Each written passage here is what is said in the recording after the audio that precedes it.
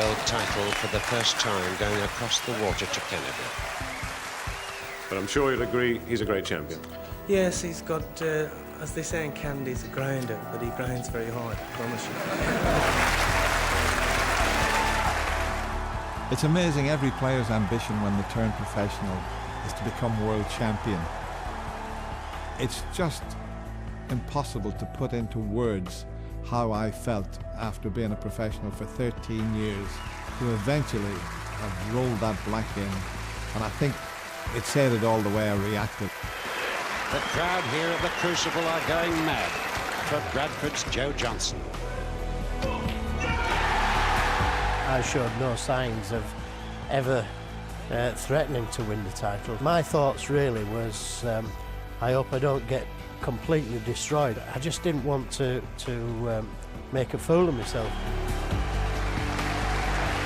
To actually do it, and then having my father there as well, he came out into the venue and the manager was over the moon obviously, and good pals, and my wife was there, and very special feeling. I mean, I'd like to have enjoyed it a little bit more, but you're so buzzed up at the time with winning and everything that you tend to forget about that part of it, but that was very special. And Doherty thoroughly deserves this Embassy World Championship title. You know, it still gives me goosebumps even talking about it, you know, because it wasn't only the magic of winning the trophy, it was the magic of taking it back to Ireland.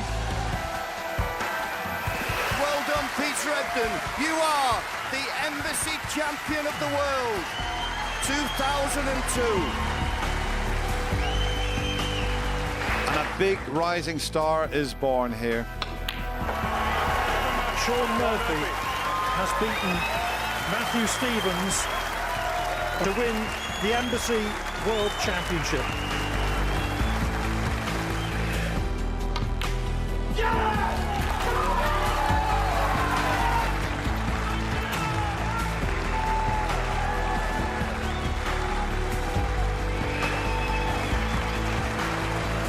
You know, to win it, especially being, you know, first Australian to be world champion and, you know, first overseas player since Cliff Baldwin won it. It's great to join those players, you know, in the history book. It's a lap of honour. Enjoy every minute of it, Stuart. You deserve this world title that you've waited so long for.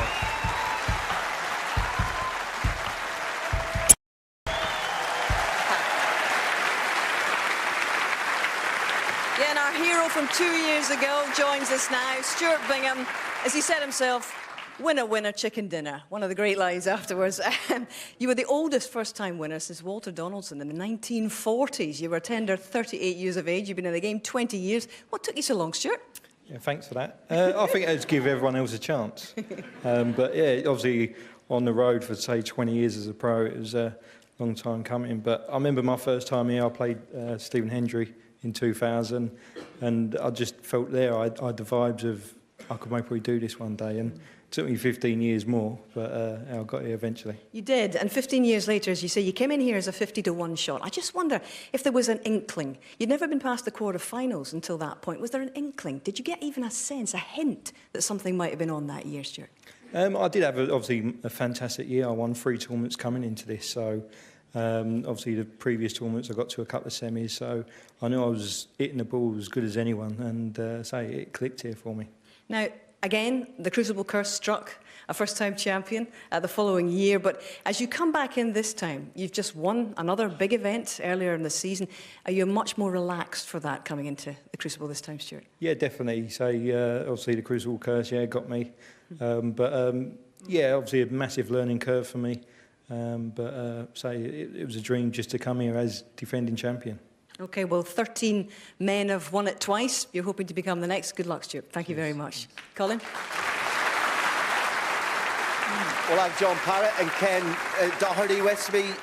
John, I just wonder, when you're regarded as a top player and year after year goes by and you don't win it, yours was the 8th time of asking, big drubbing in a final 2 years earlier, semi-final, next to the pockets shrink, does the pressure grow? Yeah, obviously you hope that you're going to win it one day, and the final, what I'm pleased about more than anything when I look back, is that the final and the drubbing that got off Steve was still fully deserved. I mean, he was far better player than me in the final, but I had to put that to the back of my mind. I got him in the semi-final 2 years later, so I'm coming out into the same venue, same table, everything. You know, he's been beat me 18-3, and that's probably my finest achievement. He forgets, by the way, that I beat him 16-10 in that semi-final. No, that was the finest thing, and then obviously to beat Jimmy in the final. But you're always a little wary that you're never going to win it, but there's no venue like this. When you win here, it's very special.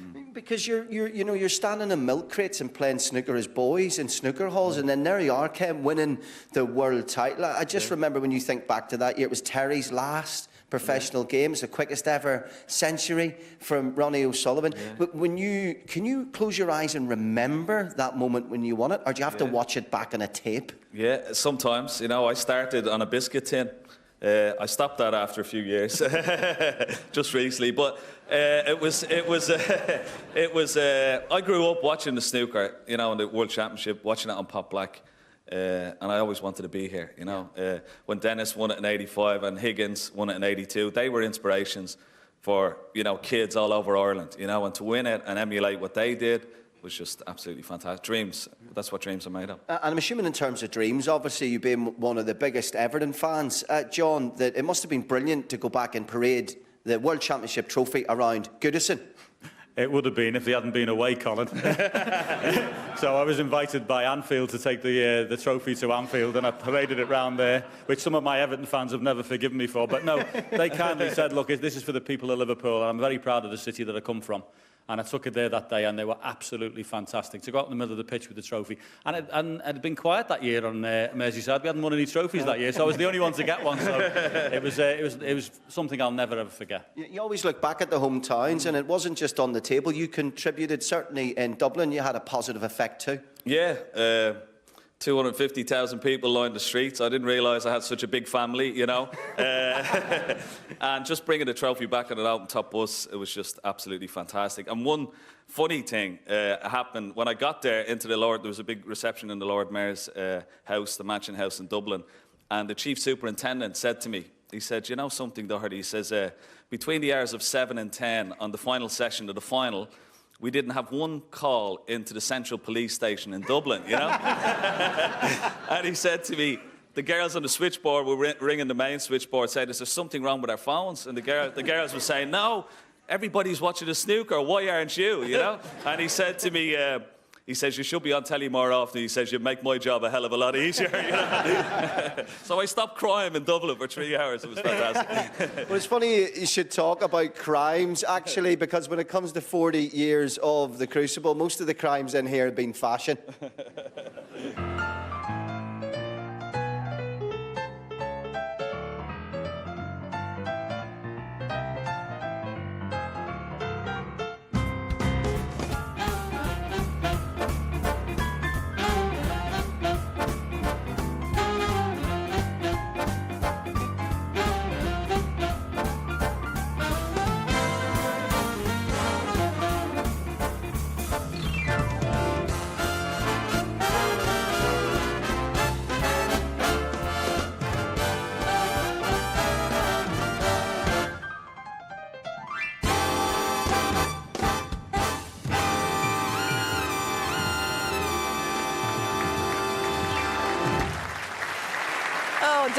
Dominic, what did you do?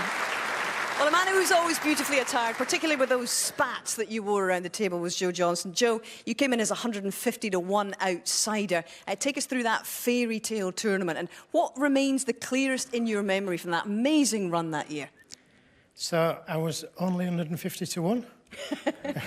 Thought it'd been more than that. But yeah, it's every player's dream, as everybody said, and nobody expects to win it, especially if you haven't won it before. If you've won it previously, then obviously it's in your mind and you know that you can do it. But as far as I was concerned, I just wanted to win a match here because I'd never won a match here. And it was incredible that I won a match and all of a sudden I felt part of the tournament, and that was the first time ever. And of course, you came back the following year and nearly won it again. But there was one piece of clothing that I want to talk to you about, and it was a T-shirt that you wore around the venue, because this was just after the Bradford fire disaster at the club. And you were a very proud man from Bradford. What did that T-shirt say, Joe? Yeah, well, you know, I mean, we needed some good news from Bradford, and when I won the World Championship and went back there, I had a civic reception, which was fantastic. But during the championship, I wore a shirt that said, well, it was a T-shirt that said, Bradford's bouncing back, and we really did bounce back that year.